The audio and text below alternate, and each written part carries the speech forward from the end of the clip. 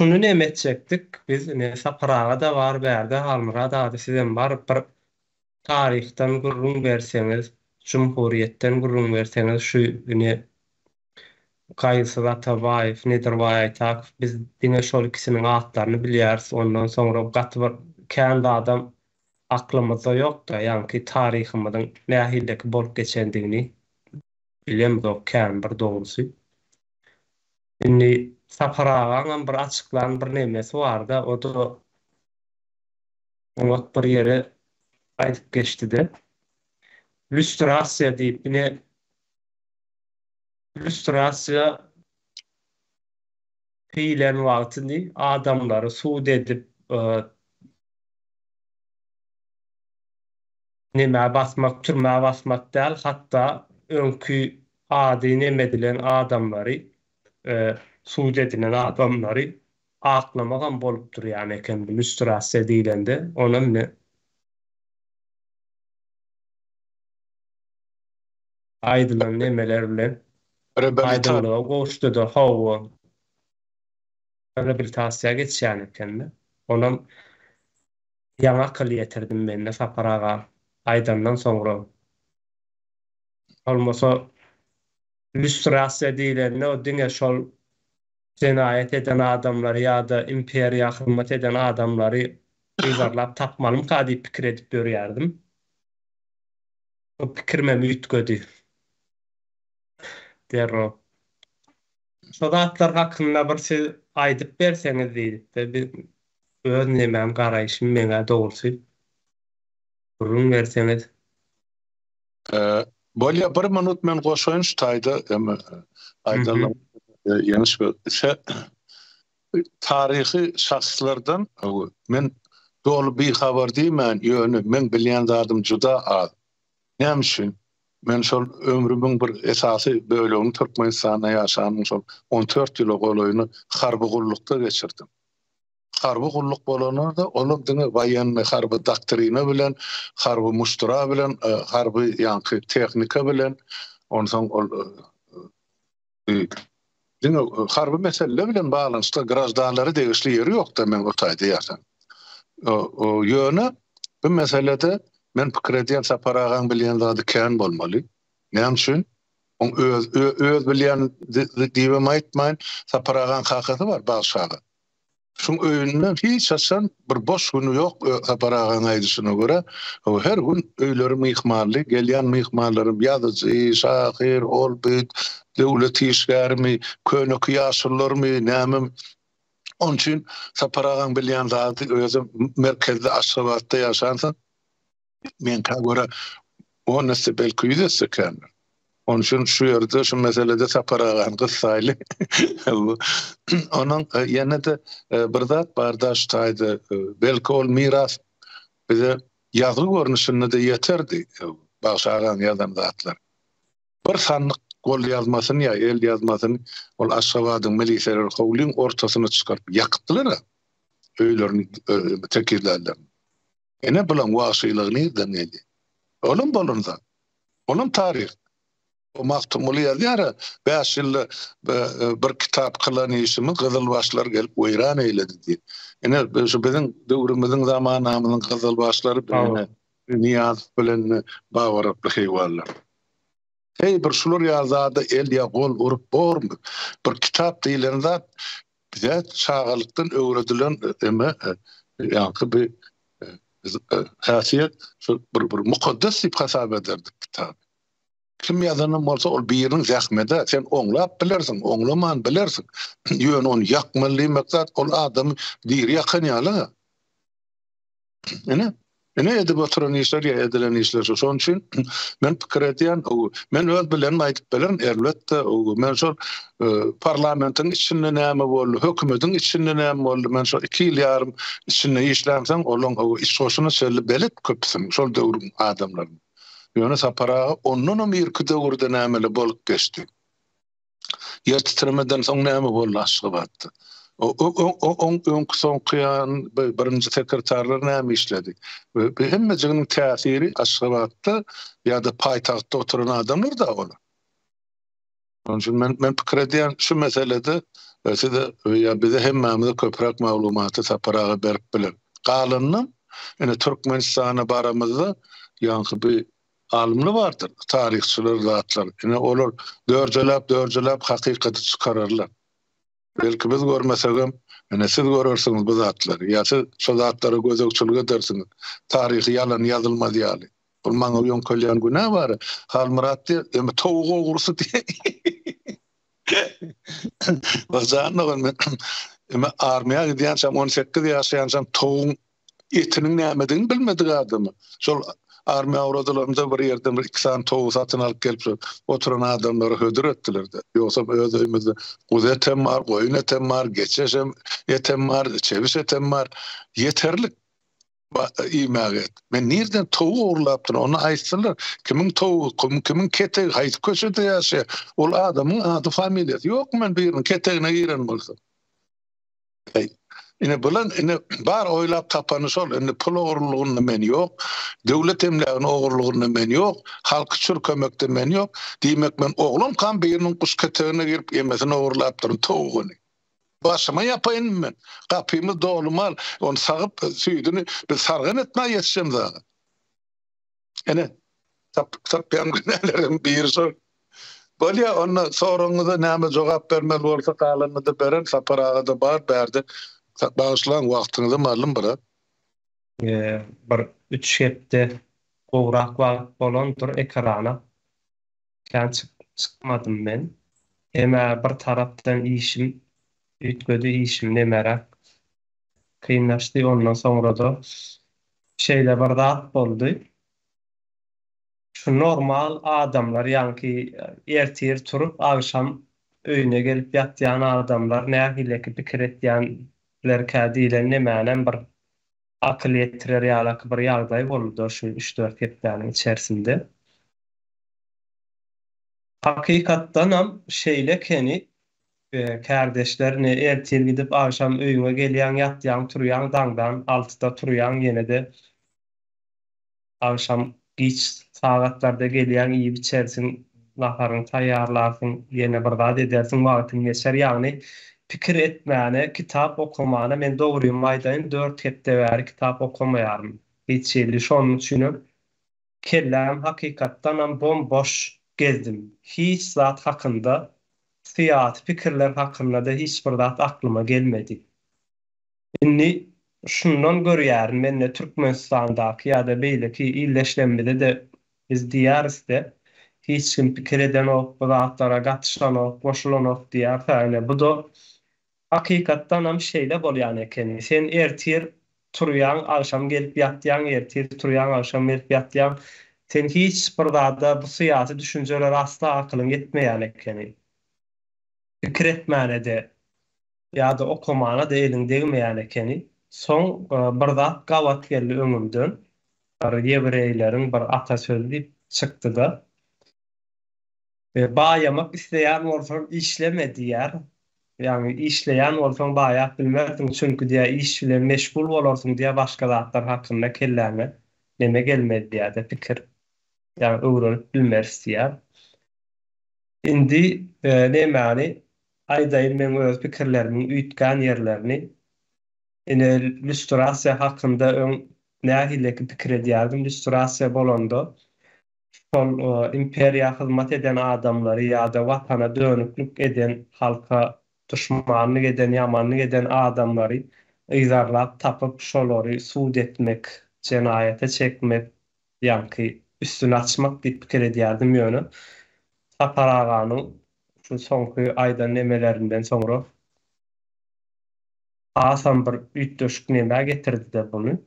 Ýani illüstrasiýa diýmek diňe bir adamlar suud etmekdäl, hatda öňkü ady ýamanlyga çykarylan, türmäge basylan ýa-da öňküne gaýsy Atabaýevler, nedir o aýtaklar şeýledir. Ondan başga da ýanky soňky taryhymyzdaky bolan wakalar bar. 2002-nji ýyldaky bolan wakalardaky ýitirmedilen adamlar ýa-da 90-njy ýyllardan bäridäki ýitirmedilen, türmäge basylan, öldürilen adamlaryň aklanmasy illüstrasiýa bagly ekende bolmasa şolaryň oýnunda neme bolup ýaşap durýan bir zat eken bu. Ýa-ni nesilme nesil beýleki nesillerine de ýa-ni şol watan dönügi ýeniläme diýip at berilen ýurtdaşlarymyz bar. Ýöne hakykatynda watan dönügi däl olar ýöne. Resmi taýdan suud edilip watan dönügi diýilen bir lozunok atylan adamlar gatkanlar. Oňa şeýle aklap çykarmak, üstünü açmak bolýar ekeni bir süräsi aslında bu halkyň istemeli bir zady diýip bunu Safaraga öňkü çykyşynda aýdyp geçdi. Ondan soňra mine bir Niýazow 1997-nji ýyldan soňra Türkmenistan öz başdaklygyny aldy diýär. Soňra Türkmenistanyň şu wagt nemedilerine öz başdaklygyny alanda Türkmenistanyň bolanyna bar boluşyna 33 ýyl boldy diýilip aýdylýardy. Resmi taýdan aýdylýan demesi vardyr. Senesi 33 ýyl. Oňa da dogry öz tarapymdan seredenimde şeýle seredýärdim. Ýöne hakykatyna seredenimde Türkmenistan 1924-nji ýylda gurulan 100 ýyl bolýar. Bunu gaýgysy Atabaýewler, Nedirbaý Aýtakowylar 2019-njy ýyldan bäri eşitýärdim. Gurrundan etýärdik, özümiz bilýärdik. Ýöne edil şuňky ýagdaýdaky ýa-da çuňur bir ýerine gelmändik-de. Ondan soňra ýene bir üýtgän bir ýer bar, opozisiýa hakynda Safaraw bilen arasyndaky jaňlaşan wagtlarymyzdan ýa-da ekranlarda gurrun berenede. Aýdýardy, Abdulkuliýew hakynda gurrun berenden soňra opozisiýa hakynda hasan çuňur bir neme geldi-de. Fikir gelip başlady aklyma. Opozisiýa näme üçin ortağa çykaryldy? Ýa-ni Aparaganyň ýa-da Halmurad aganyň ýurtdan çykmasy ýa-da olar bilen bilelikdäki şol döwürdäki adamlaryň watana hyzmat eden, halk üçin işlemek isleýän, işlejek bolan, ýurdu ösdürmek isleýän adamlaryň uzaklaşdyrylmasynyň arkasyndaky nämeleriň bardygyny ýuwaş-ýuwaş çanlanyp başlady aklymda. Şoň üçin pikirler kän üýtgeýän ekeni köp üýtgeýär. Men özüm däre köp üýtgeýär pikirlerim. Öňkü edýän pikirlerim häzirki edýän pikirlerim bilen üýtdeşik, ýani düýünle başgaça gelýär. Ýöne maksadymy bir öňe ideýasy. Soňra şeýle bir zat bar, bizde ýa-ni biziň demämide, medeniýetimizde mi diýeli ýa-da bir adatymyzda diýeli şeýle bir zat giyiripdir-de biriniň arkasyndan ýöremek. Ýa-da şeýle bir adam bardyr, söz bardyr. Aýal gyýlarymyzy ýa-da enelerimizi elimiziň aýasynda saklaýar diýilen bir söz bardyr.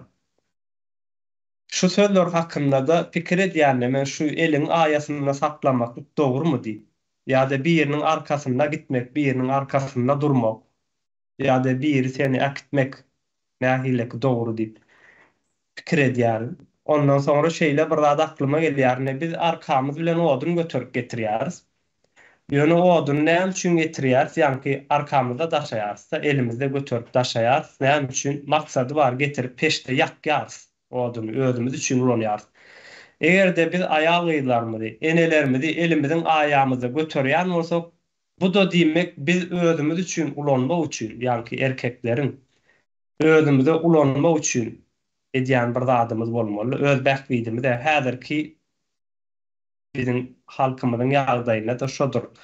Aýal gyýlarymyz aýamyzda götürýärsiýalar ýöne özleri ulanmak üçin edýändirler. Ähli zady şoň üçin aýada ýa-da arkada akidilmegen oňat bir zat däl eken diýip pikir edýänler. Bunun belki de siz başgalar tarapyndan neme pikirlenip bilersiňiz.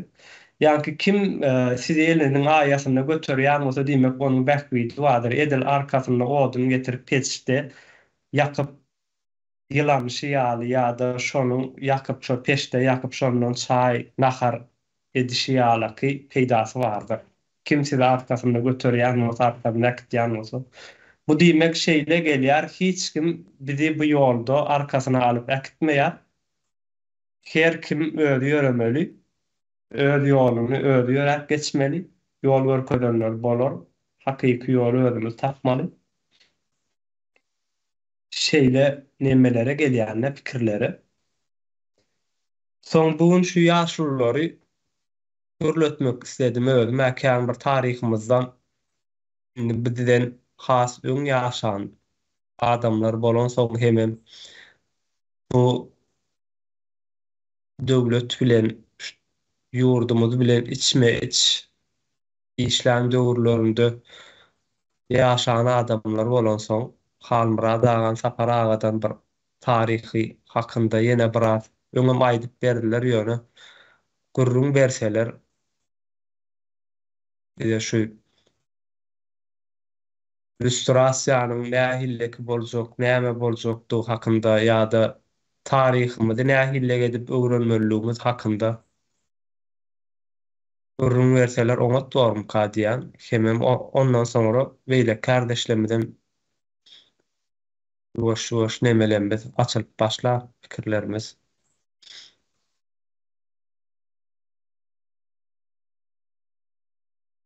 Deme Apara.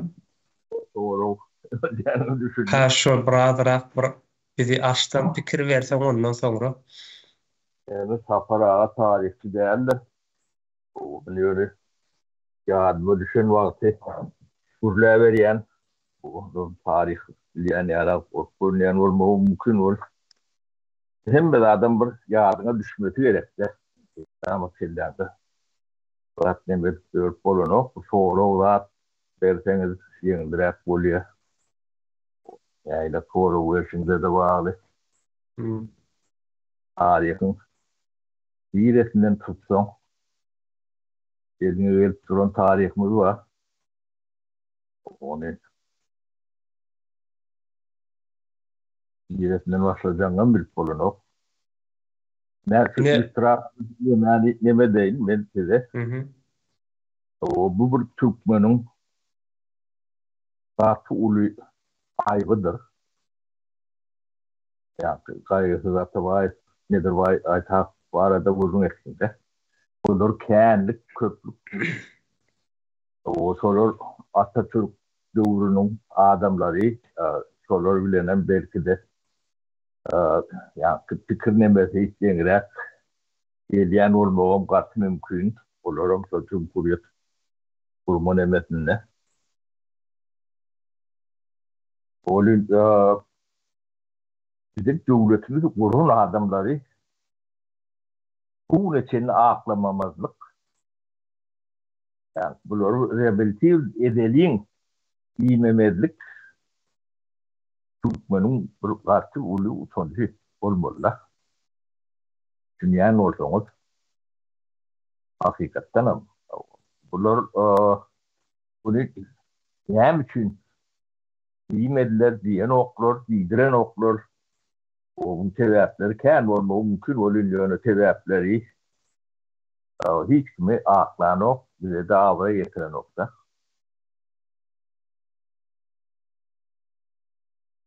O da Cumhuriyet yıkılanına hemen oluyanlığını ne tuvat yaşatıyor. Bu niyazı odur yani Muhammed or kır emmedli bile boşluğum günahlar kendiler yanlışlarım kendiler oluyor Cumhuriyetin yıkılmağı yalak o derece ağır değerler. Türkmenistan'da hakikaten kurulan devlet ettiler de. Onun kuruyat ettiler. Altın atır muhteriyat ettiler. Kendiler. Onun Türkmen'in bir büyük vermeli vardı. Neyme diyen olsa çok tersine etkilmeydi. Şu da kendi. Başta uğramızı seyretsen bu yani. O dili bir zat diyenler yüreği başka zat eylem başka zat diyenler. Başta uğramızı seyretip görsen bu yani. Çok ümedim şu taktikan olan yani. Basam şu taktikan olan yani. Aparitesem şu taktikan olan yani. Ne seyretip gören. Dili bir zat diyenler Hareketi başka. Çok için yani tamimet sözünü o ilki eşil bunun ekrana çıkandı. İlki ben bunu seyrettiğini sataydım. Yani tamimet yok yerde hiç tat yok. Bir kovuladım olmasa mümkün değil. Umudum etmelilerdir. Umudum yalandır. Onun umudum bu düşüyor adamlar. O yalan bile iş edilenlerdir. Öyle her türlü yol bilen Fuat görüşetlik göründüm. Ne bilen görüşenlerin bilyen adamların hem meselesi o eyyam tarafları bellidir. Sıkları bellidir. Bu köpüsü hemen karşı görüşeni bilir. Sonra tinet gördünüz mü? Atmat Ağdağ'ın arkasına adamını koyup karakteristik verip koyup hükümetin karşısında görüşeni alak demedi. Hükümet yok. Yokladın karşısında ne görüş biliyor? Böyle başka yoklatlar var da. Yani ağır tutulmayan da. Son üstünden var ya nedir? Sonunu kulak tutturuyandır. Başkalarının vururum etsen esaslarını mesela sen ne vakın yeter ne aklın yeter. Ne bu da bilmedim. Ya kılık yalak kılık kalktırdım. Anladım eleyen demek. Bu da bizim tarihimizde değişik laflardır. Aslı tarihimizde deyip demediler. Burada diyen orta çok tesirdir. Deyip düşünmeli. Yazıya getirtirler de millet. Altın asır değilse ne? Şu at yine görüşünü değerlik. Şu at yasat öğrenimizde altın asır olmalı. Onu şey düşünmeliler. O kalkınış doğru değilse ne? Şu at değerlik kalkınmanız. O yurt adam için değilse o adamlar hayat adam için deyip sonra vermeli. O birleşelim diyen orada ve yap dargaçacak oluyandılar. O şey düşünmeli.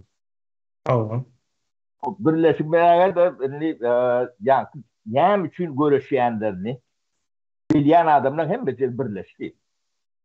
Ondan bulun haberim yok demesem yok.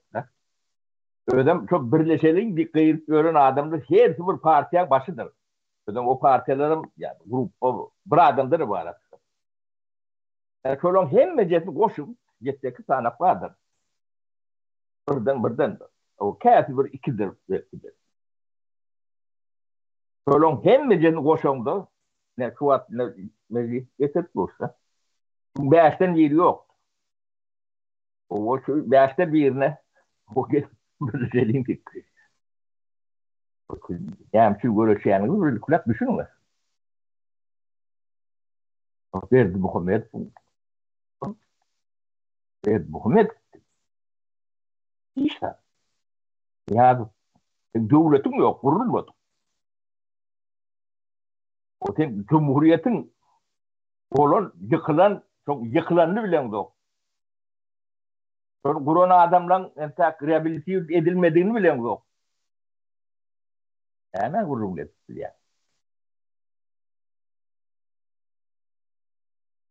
Yani bir devletin kolonyasını bilen yok.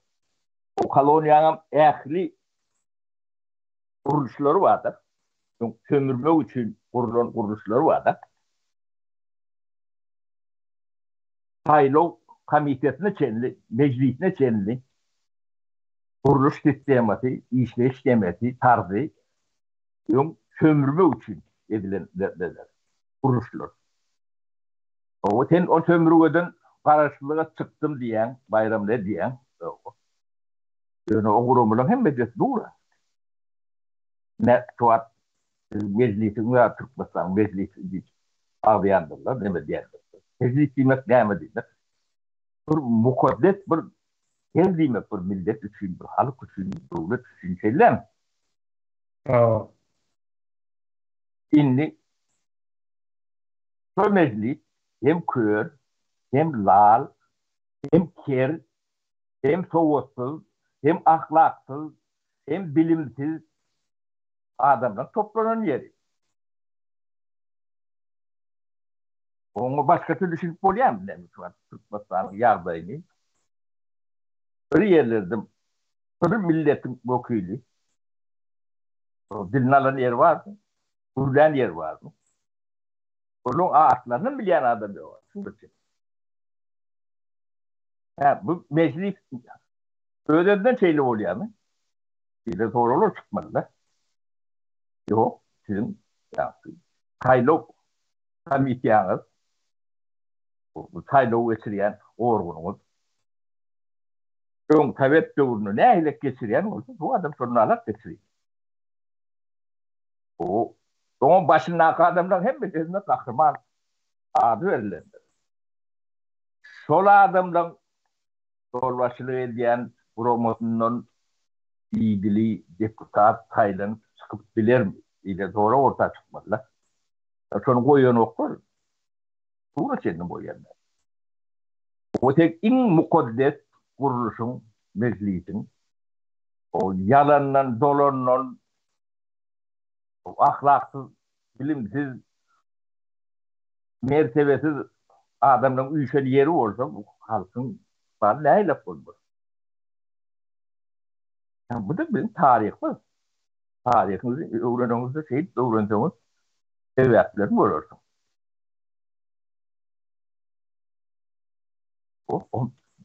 Biz devleti göstereceğim olsam, dolandıracak olsam meclisini üstüne etmeli. O da halkın sayılarını ve adam veriyor. Kanunum onun elle girmezliğini hem beraber koruyor. O da demedi var. Tuttu da var, kanunlarda var.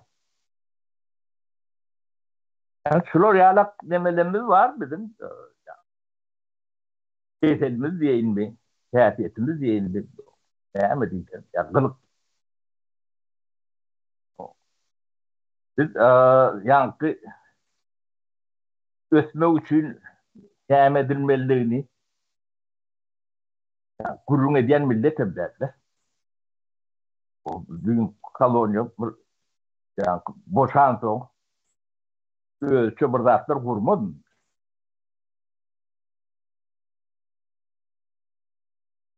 Sadece tam evet örnekten o yerkin olmalı. Barak bağları saat etme geçmeli. O geçinlikçileri reform etmeli. O etmeli adamlar etmediler. Yani onun hem mi diyorsun? Yani şu orijinli. O tördün yer verilen adamlar. Yani, şu Sadi Minister, yani Sadi'de seyrediyen zampreslerin atlarını hatara koyup çıkın.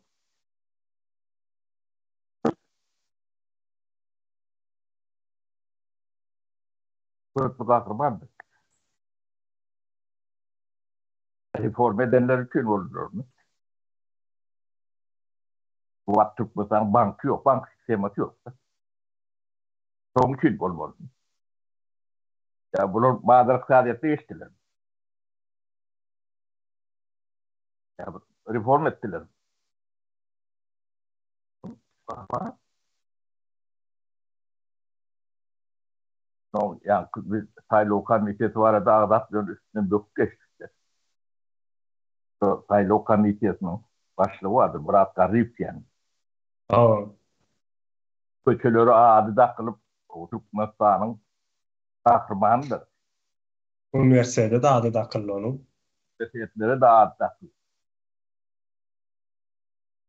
Sizin tarihinizi, şu adları bilmedeniz, siz yani, yanlış yürüyenle bilmediniz.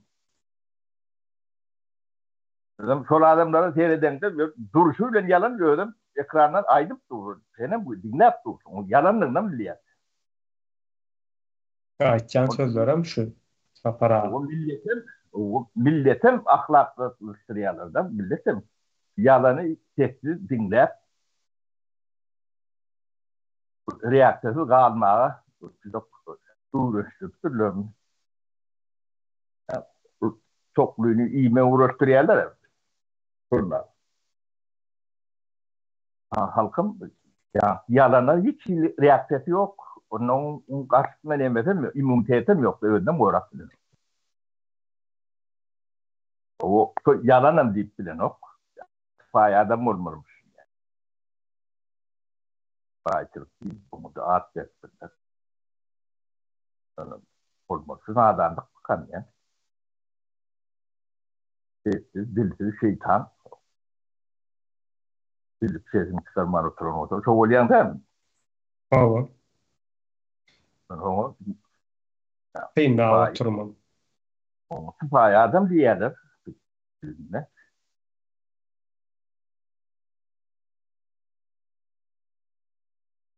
Halk seviyor. O fay adam. Halkın kulağını hemen hoşçakalını biliyor.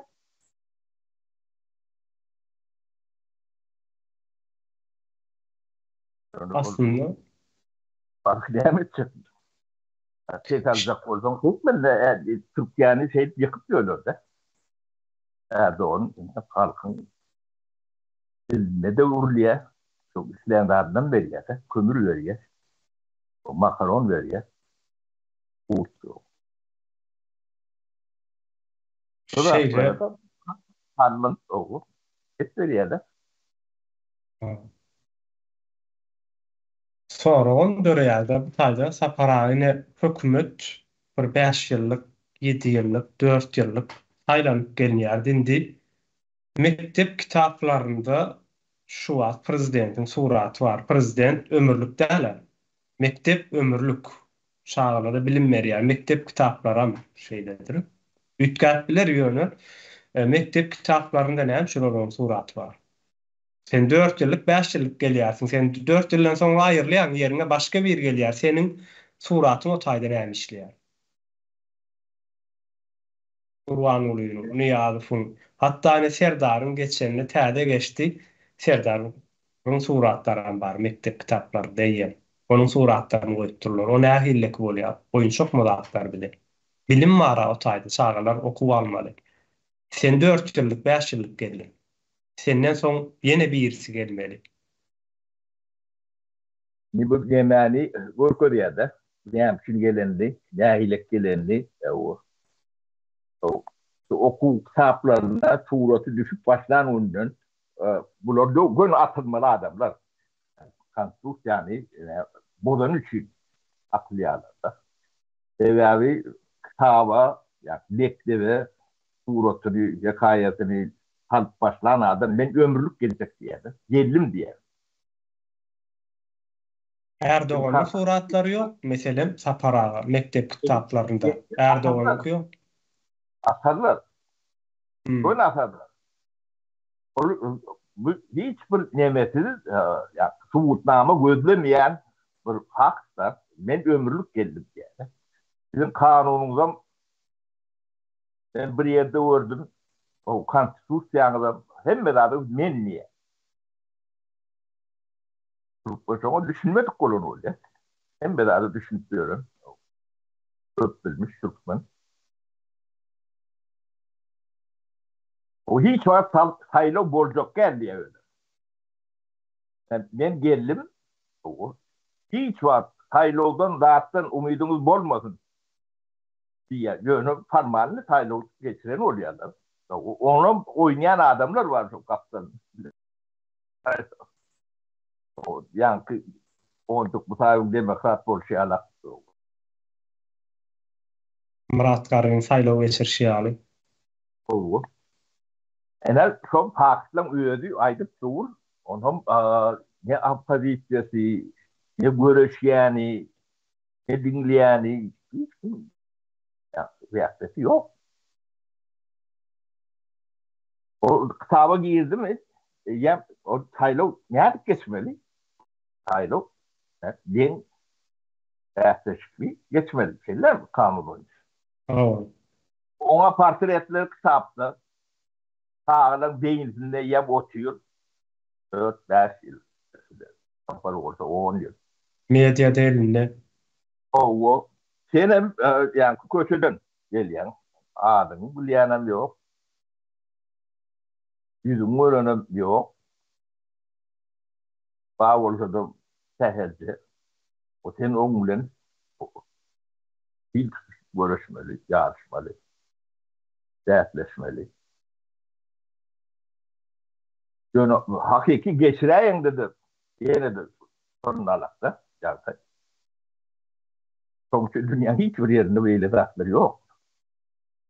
O katı demokrat değil, yani Türkiye'lik, Türkiye'de doğru demokrat egeçlik oluyor. Bu zatlar bağır. Efendim,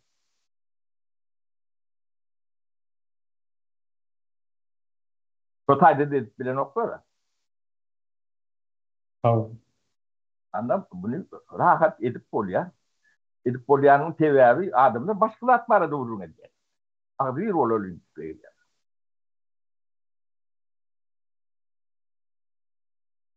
Ondan sapara Aydın.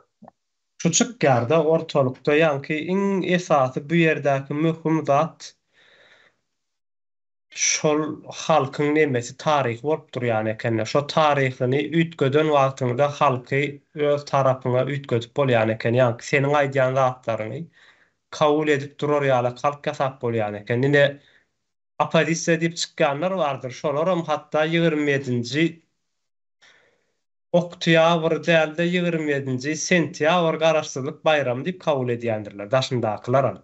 Opozisiýa diýenler özleri. Mene 27-nji oktyabr hakykatynda. Onuň öz nemesi barda. Indi şo türkmeniň taryhyny ütgöden wagtynda bir halkyň taryhyny ütgöden wagtyň özüň nemäge ideologiýaňa görä hyzmat etjek ýa-da senden gorkjak, seni kabul etjek bir nemäni jemgyýeti ýaradyp bolýan ekenne. Ýöne şo taryhy ýok etmeseň egerde bir tarapyndan hakyky taryhy aýdyp gelýän bolsadylar, meselem Niýazow döwründen bäri şo taryh bar bolsa taryhy ýok etmedik bolsalar ýöne Niýazow bolup bilmezdi. O neme ne Men görüşümçe. yankı gaýgy Atabaýew bilen Aýtakowyň adyny hem üçin hem yerden ayırdılar. Heykelle çenli demettiler. Ad tutulmadı qadagan derejetinde. Bir şeyde yani resmi nemede adı tutulyan yeri bolon neldir soňky 20 ýylyň için. 25 ýylyň için. Mektep kitaplarına da mokodan oklar eken, onu men sorak gördüm. Türkmen tarihini okuyan ekenler de on yok şu Türkmen tarihinde. O bu ya Türkmen'e yaşlı etçek olup edildi mi? Yine toğrulur vermeliler. Bizim Türkmenimiz. O ne şu Cumhuriyet'in yıkılması. O şunu düşünüp bilmese Türkmen hiç saat çözüp bilmeyen. O Cumhuriyet'in önemliliği sen karıştırılık emeğini almaktan hem önemli mi kendine? Sebebi bir devlet kuruluşu. Yani bir tatsal devletin o düğü, o Sovyet demesi, yani Stalin'in demesi bilenken kirlediler hem olsa, o kıdırlan demeleri bilen ken kirlediler hem olsa, büyük demesinde bir tatsal devlet yatandı. Tatsal sistem. O bu da dine bir yani Sovyet Soyuzu'nda da değildir. Dünya nemetinin içinde de yayran nemedir. O yönü Sovyet nemeti bunu katip başka nemede alıp bardılar da. Yani Şveç'te o bir sosyalizm yalak bir devlettir. O Şveç'in devlet kuruluşunun kendi nemeleri Sovyet Soyuzu'nun katı megleştir. Yönü adam yüdülür. Şulon siz hani JKK diyeniz da yani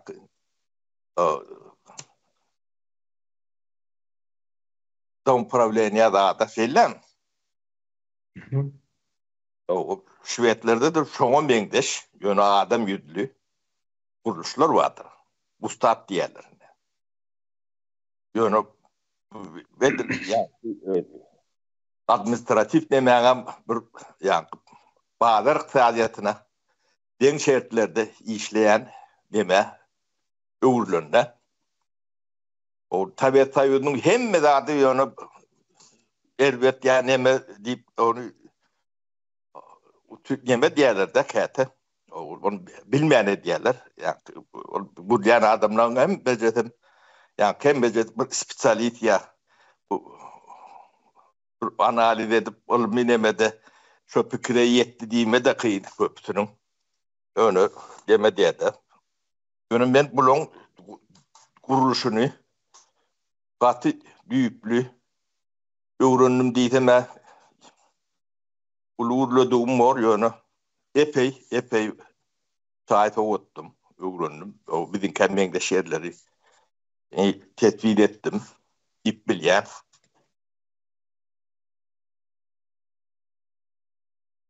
Bu sonralak tarihini bilden bunun yankı Fatbodun çiçeğini diye de alttan akımları oluyor da bir tütlük. Şu da atlarını çenli düşünüp bilen de. Hem bedat ervet diye hem bedat boğuy diyle ne maneyem elekten geçirip bilen de. Yani gödün nemetindeki yani aynayı duru normal aynayı görüpleri yalak demeye uğrayan da. Bilgili demen o adamın fikir edişen büyük köşk olayanlar. Yani yalan bilen yaşap görülen olsa bu katı kıyındır. Onun bir kaptalına dini koşup yalan söylemeli oluyor. Öyle kaptallarına partiyanı koşup yalan söylemeli oluyorlar. Şeydip bir yalana inandırıyorlar. İnanması için halkı cahil saklayanlarlar. Mektepler nembeti. O şimdi yani Türkmenistan östürecek ol mektepleri çok olmadılar. Bir devlet yıkacak olsan edilen dağıtlar da olan hem biz. Bu Türkmenistan'da edilen dağıtlar bir devlet yıkma için edilen dağıtlar. Yani bütünmedliği için edilen dağıtlar. Hem edilen dağıtlar sonra alaktır. Yani adına ne mi diysen. Geçip durun yağdayı var. Altına atır diyorlar. Ne mentide en son kunemelerden bir kızıklı bir dağıt demedeyin de vatın havarlarından bir ya da yani şulon bir internet takipeleri var. Yani portalleyen diyalak. Şu tayda yani Türkmenistan'ın iktisadiyeti var da halkara derecesinde bir seminer mi ya da bir dağıtlar geçiriyorlar da. O tayda yani sözler, aydılayan demeler, o hakikatten şeyle mi kendi adlar tutulayan büyükmanlar, o dereceleri, nemeleri, onu tek büyündüm. Bankım yok, bank sistemim yok. Nerede işleyecekti? Tek öz manadım yok. Öz milli full sistemim yok. Çok şöyle iki kurs edip gördüm. Yine de burada çok onlarlaşnemeler. O taydanımla propagandasını veriyorlar şeydi. O tarihini bilmesen, yani bolup durduğunu bilmesen, onu hoş yakken dahi beynin otur diyen. O öyle oturuyor sen oturtmasa onu buldum. O şeydi o adamlar başını ne diyorlar.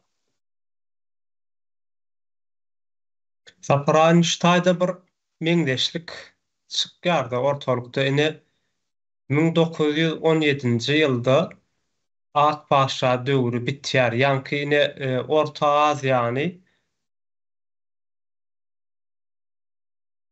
basyp alan Akbaşa basyp alýar. Ýani Çarlyk Russiýasy diýerler-de türkler. Akbaşa alýar. Bizim ýurdumyzda Akbaşa basyp alýar. Son bunun wagty 1917-nji ýylda bitýär. 1917-nji ýylda Leniniň başlygy bilen, ýol başçylygy bilen ýanky zähmetkeşleriň, işçileriň nemesi bilen rewolýusiýa turýar. Son 1917-nji ýylda Çarlyk Russiýasy ýanky Akbaşa ýykylýar. 1924-nji ýylda ýanky Gaýgysy Atabaýewler, Nedirwaý Aýtakyplar çykyp Türkmenistan Cumhuriyetini neme diýerler? Orta çykarýarlar. Serhetini sürýärler, yerini belli etýärler, hemme zatlaryny. Soň 1938-nji ýylda bu ikisini ýok edýärler. Ýani ad wagtlyk indi şeýle bir zat getirjekde, Ak Paşa ýykylandan soňra işçi daýhanlar ayaga galýar, rewolýusiýa turýar o döwürler. Entek dolu bir häkimiýet nemäň eline ýanky bir rejimin elinde däldi, halkyň elindedi, işçileriň elindedi, şol halkyň arasyndan çykan adamlaryň elindedi we bular bir güç nemedip öz azatlygy üçin bir ýurt kurýarlar.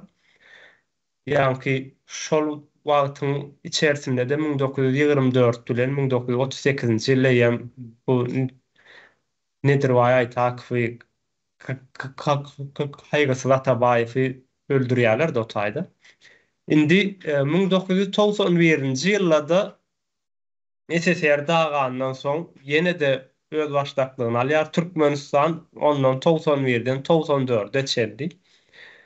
Ýani eýfariýa döwürdi wagtlandyrylýardy.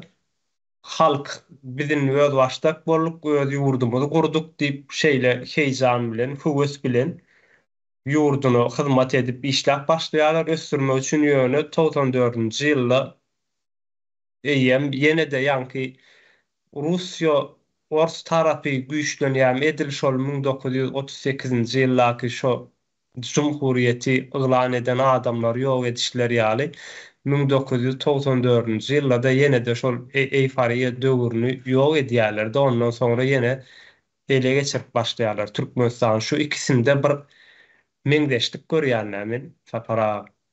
Ýeme taryhda hiç bir täze zat oýlanyp tapylýan emedi gaty teýrek bolýanlar. Hemmeti şu gaýtalanýan zatlardan ibaretdir ýöne. Ýani renki biraz kara orada biraz goýrak gri bolýandyr. Goňurrak bolýandyr. Biraz böwüşgül ütýändir. Taryh gaýtalanýandyr. Diýme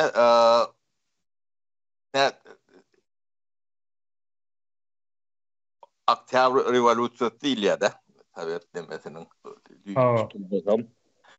Ýani gowy netler bilen ýani garyp halkyň peýdasyna diýilen ýalak deme bilen, lozunglar bilen ýani ähli proletarlar birleşin. Ýani proletar diýmek işçi, sınıf diýmekdir proletar.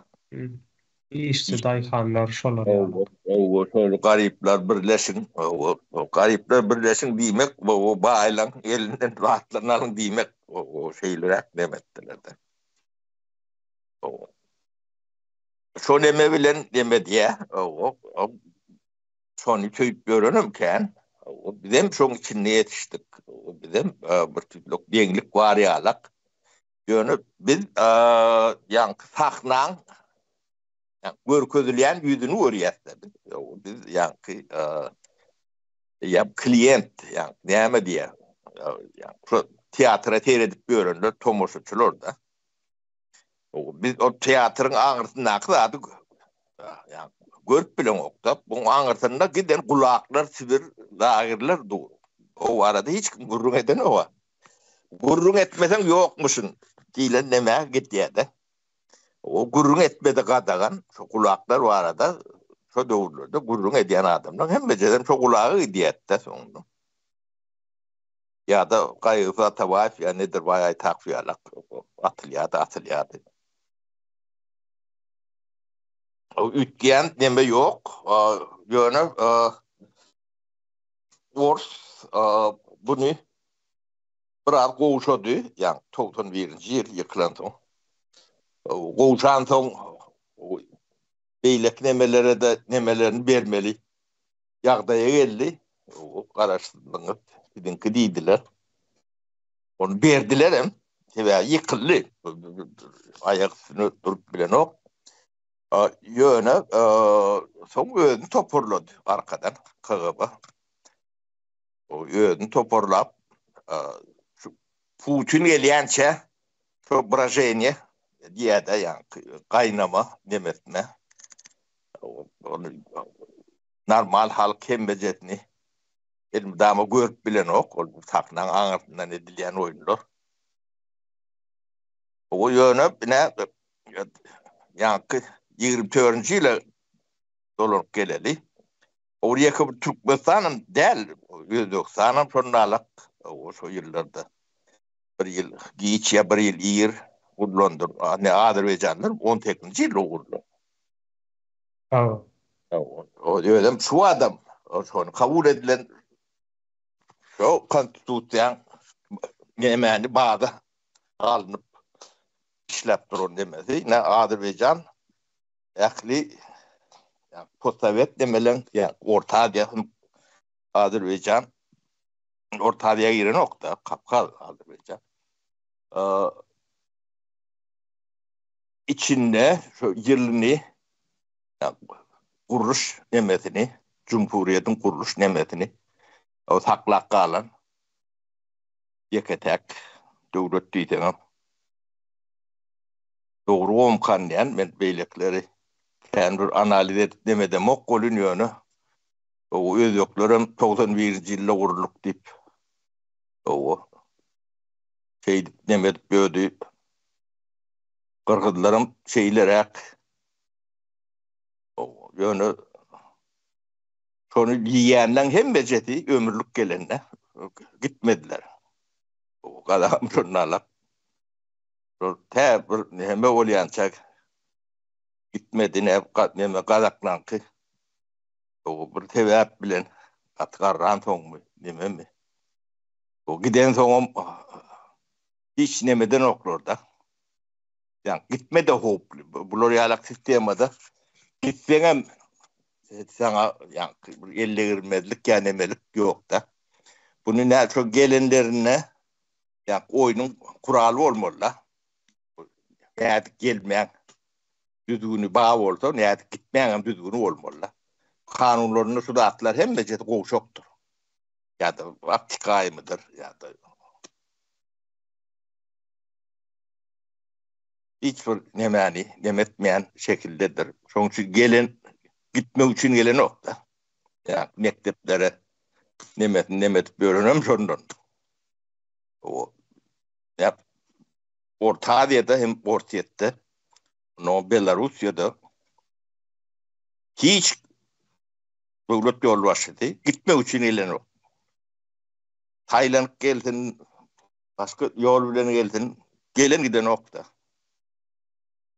Gelse gitmez. Sisteması. İýsem bolýar. O şu iki nemeden surokdan kän oturulýan döwletler hiç bir beten döwlet däldir.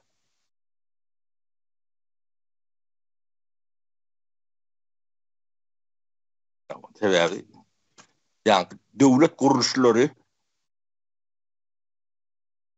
dogry işläp bilen nokta.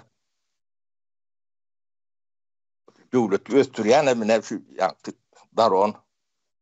Daron Bey'in o Nobel premiýasyny alan ýigit bar Daron Acemoglu. Ýa-ni Acemoglu. O. Ne şoň demerlerinde suratlar bardyr. O bizim bu şunu tanamagy aýdyp ýörse. Döwleti neme diýen döwlet guruluşlary bardyr. Kurumsal nemeler diýilýär Türkçe. Ne meclis diýilýär. O Türkmenistan'daki yalan meclis olsa o bir bu halkın üstünden gülmeden bir emel hatta o meclis ýerine tereden de mukaddes bir rat bolmaly. Çok mukaddes zadyn ayağa aşağınak rat bolsa sen milletin hem şoňa barmaly.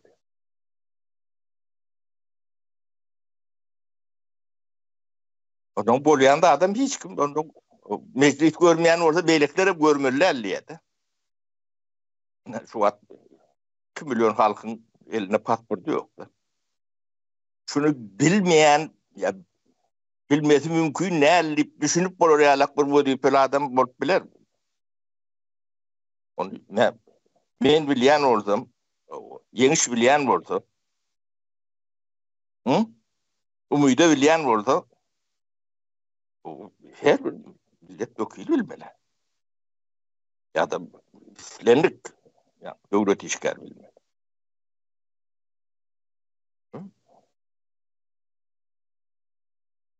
Görüşüňizi ýalap ýagdaý. Bu döwlete ýok diýmek bolýar da. Özler suwd edýärler da. Ya şunu görmeýän, yani şu karşısında görmeýän adamlar var orada görüşüp bört diýen. Bu görüşü. Yani başkalar üçün görüşýärler. Yani başka maksat üçün görüşýärler. Sen o zatlar näde görmez? Türkmenistan'ın meclisin yoktuğunu, o bolup bilmezeni. Saylaw komiteti var. Şol ýalak kuruluş bağ bolsa hiç wagt ne prezident saylanar, ne meclisin heyeti saylanar. O sonra görmedik koronu ýerler. Ya bunu görkezmemezlik üçün başka da adam gurulun etmeli. Birleşeli, ayrışalı. Yine çoğun benzer. Ya umydy elini galdyryp otur, meni gurulda oturmam. Tarihim neme demok. Başka da atlar gurulun edip başladım. Yoldan çıktım. Umydy bir yolda tanıdım. Umydy hanyma söz berelim. İşte yine şurada az meclis hakkında görün gitti de yine bizler 4 yıldan beri meclis geçiriyoruz. Şurada yine adamın yaşayış durmuşlar hakkında aydıp veriyoruz. Şular hakkında kararlar alıyoruz. Neçe vaktan beri köp zatlara karar aldık.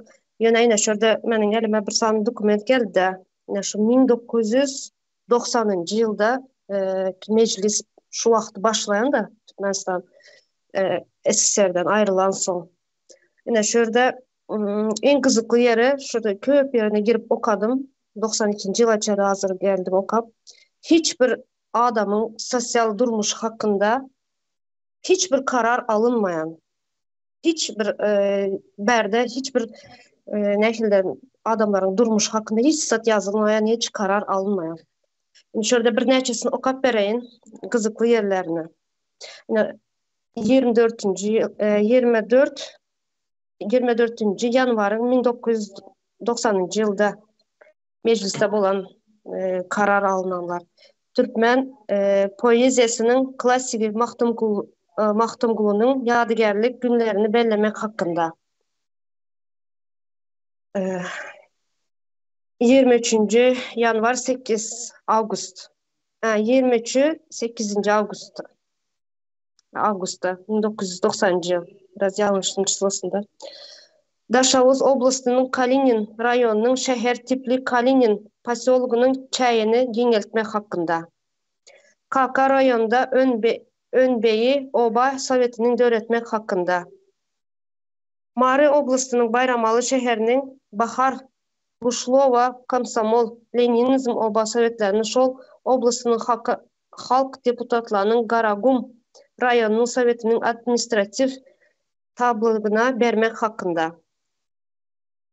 Son, ben köp nemede oturma şu 90 yıldır sadece şu zatlar bolup geçen. Endi şöyle ben hazır 92. yıla gelin, en kızıklı yerlerine gelin. Türkmenistan'ın derya paraxotçuluğuna Türkmenistan'ın prezidenti Saparmurat Niyazov adını takmak hakkında. Vladimir Ilyich Lenin adındaki Büzmeyn Gresinin adını ütketmek hakkında. Aşgabat şehirinin 20. orta mektebine Türkmenistan'ın prezidenti Saparmurat Niyazov'un adını takmak hakkında. Çercev yağlık öndüren Kerende kerhanasına Türkmenistan'ın prezidenti Saparmurat Niyazov adını takmak hakkında. Kızılbay'da hem dereceli Kutuzov ordenli Zimovnikov Gvardiya Matoçılık birikmesine Harbi bölümü Türkmenistan'ın prezidenti Niyazov adını takmak hakkında. Türkmenistan'ın Oba Hocalık İlimler Akademiyası Türkmenistan'ın prezidenti Akademik Niyazov'un adını takmak hakkında. Asmana atış raketa brigadasına Goşun bölümü Türkmenistan prezidentini yazıp adını takmak hakkında. Türkmenistan bilen Rusya Federasyasının arasında dostluk ve hizmetdaşlık hakkındaki şartnamanı tasdiklamak hakkında. Türkmenistan bilen Rusya Federasyasının arasında Türkmenistan'ın yaraklı güçlerini öğretmek bilen bağlanışlık bilelikteki çareler hakkında şartnaması tasdiklamak. Yine hazır şu ne çelsin o kadın da sadece şu at takmak hakkında, kahraman saylamak hakkında, şuları şehirlerin adlarını ütketmek hakkında sadece şu zatlar gidiyor. Sonra indi berde 2023'e geleli hazırki dövrümüze geleli. Indi Aşgabat şehrinin 1970-nji ýyl köçesini Profesör Hans Mayser'in adını takmak hakkında. Yine bu 2024-nji ýylyň 10-njy aýyň 10-unda bolup geçen mecliste. 2024-nji ýylyň Pehim Paýhas umumy mawhutymguly Praga düýpli yglan etmek hakkında. Türkmenistanyň 2022-nji ýyl üçün döwlet büdjetini ýerine ýetirilji hakkında. Arkadaş şehrinin dolandırış çayını ütketmeler girizmek hakkında. Türkmenistan'ın prezidenti Serdar Gurbanguly Berdimuhamedova Türkmenistan'ın kahramanı diyen adı takmak hakkında. Ahal velayetinin Göktepe etrafında öğretilen təze ilatı yerlere oba derecesini vermek ve onlara takmak hakkında. Ad takmak hakkında. Arkadaş şehrinin Kerezik etrafındaki yaşayışcay toplumuna şehirce derecesini vermek ve ona Halıpa Teis oba Anlayıp'ın adını takmak hakkında. Yine şunu yalı izi gidiyor. Arkadaş şehrinde kurulan bilim, sağlığı, gorayış, medeniyet edaralarına ve Sungat binasına Türkmen halkının görnükli şahsiyetlerinin adlarını takmak hakkında. Yine şu izi giderli hazır okasan katı kök bu 51 sahıba. Yine şu yazı okap verdim bir neçesini. Şu 90-njy ýyldan 2023-njy ýyla çenli sadece at takmak hakkında, adını ütketmek hakkında, kahraman saylamak hakkında sadece şular mecliste şu zatlar geçirilen. Indi berde sorak. Hani adamların rayatlar diýerler bular. Bizler adamlar diýez. Hani şuların yaşayış durmuşy sosial üçüncülük hakkında bir sany karar alınan şöyle. Eldeşler girip kızıklanıp görüp bileňiz deputatlar hakkındaki nemeler var, kodeksler, komitetler. Yine şurada yine şular var, 51 sahıba. Şunda bir sanısını tap berin bana. Adam durmuş hakkında bir sanı alınan kararı. Hani bizlerin indi nerede bu? Bizlere alınan aladalar adamlara. Devlet adam için diyedir. Hani adam için bolsa devlet, nerede bu mecliste alınan kararlar bizlerin için? Yine sorak. Yani şu gızıklanıp görün hemmez şunun yalı zatlar. Ben azı okadım da hiç bir sanı bilen bir sanı yok adam hakkında aýdylan zat. Yine bizler neçe yıldan beri yine 3-4 yıldan beri karar kabul edip neçeli karar kabul ettik şurada el kaldırıp. Yani bularda şu başka devletlerin parlamentlarını gızıklanıyaz, takip ediyaz. Adamların yaşayış durumu sosyal üçüncülüğü hakkında kararlar alınıyor. Yani bizlerde ne için karar alınmaya? Ne için alada edilmeye? Adam durmuş hakkında. Şunu aydayın dedim, sağ olun.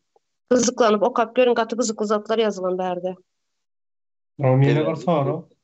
Sizin Taylan meclisiniz değil. Taylan yağlak o meclisi kabul ediliyor da.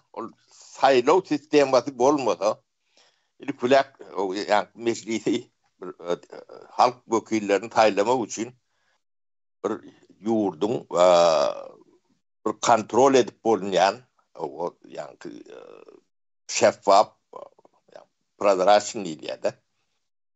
Bir ananyp bolýan, demedip bolýan kadaty düdüni kanuny bolmaly. Yani taýlaw näme? Bu yani döwletiň ulur sütünleriniň biri. Despo kanunlar yoktur.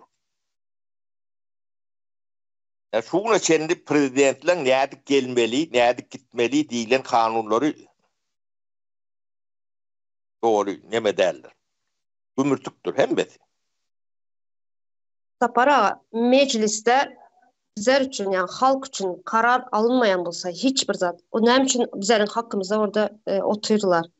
Geçen ama aydıp geçtim. Götündeki pampersen bizlerin hasabımıza deyip şu pampersli oturanların. Ne için oturlarında onları zalı doldurup? Oturlarının sebebi var.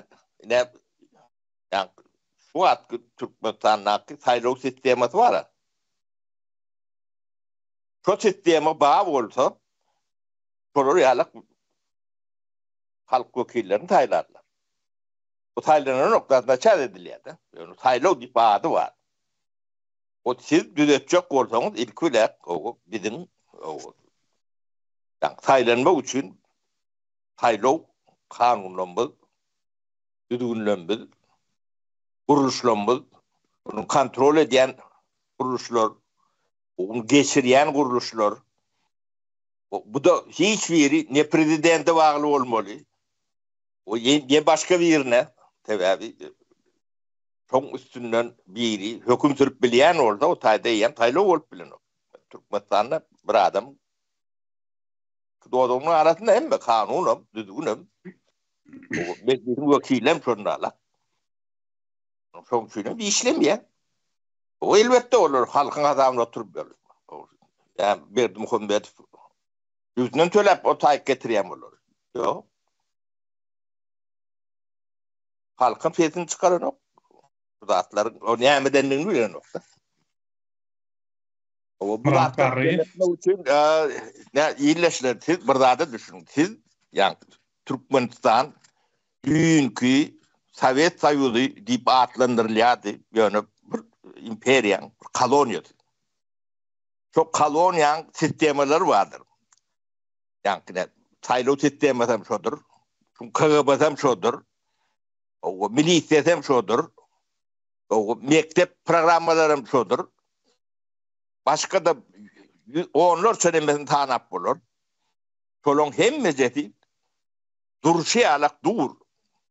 O kuruluşlar Türkmenistan'ı sömürme için kurulundan. O sizi östürme için kurulundan atlar değil. Yani şu da atlarını üyüt götmen yani Türkmenistan'ın durmuşu üyüt götecek oluyor. Beydip oluyor nedir? O başta edilmeli zaten, başta edilmelidir. Sen o şu saylov sisteman ulan o halkın içinden adam sayla vertip bilir mi? O demek sodatları gündeme çıkarmalı. Onu saparayına şu Murat Garriýeň aydan bir sözü var.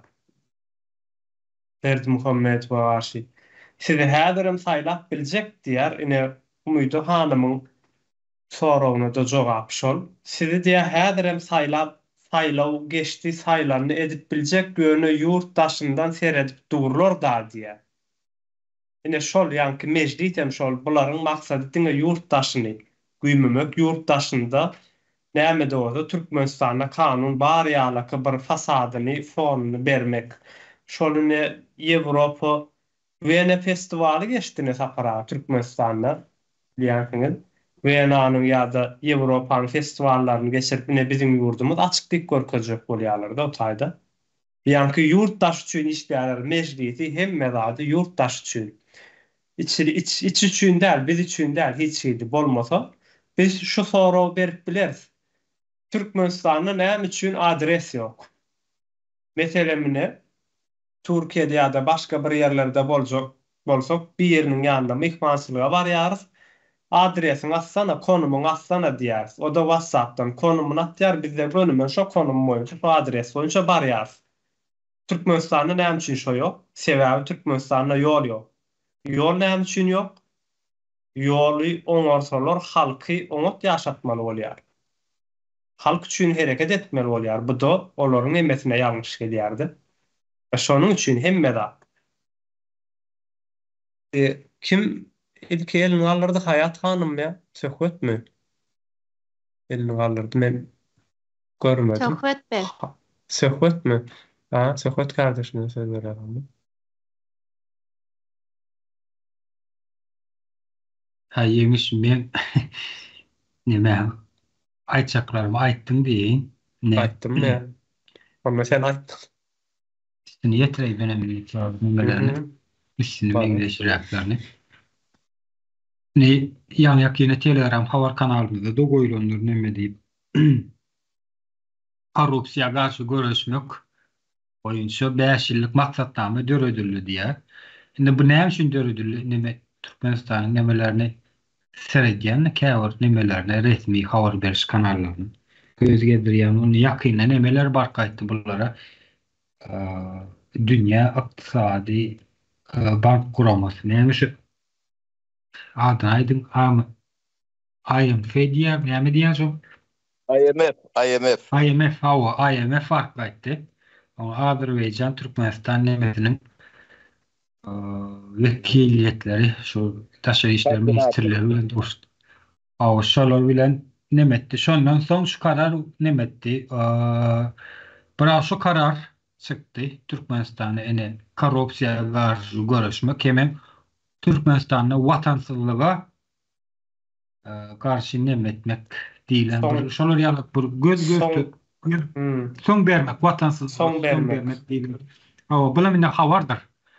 Niseret şu Türkmenistan'da häzirki bolýan ähli zatlar diňe daşary döwletleriň ýeňişden aýtşyň ýaly Murat Garriewiň aýdan sözi gelýär şu ýerde.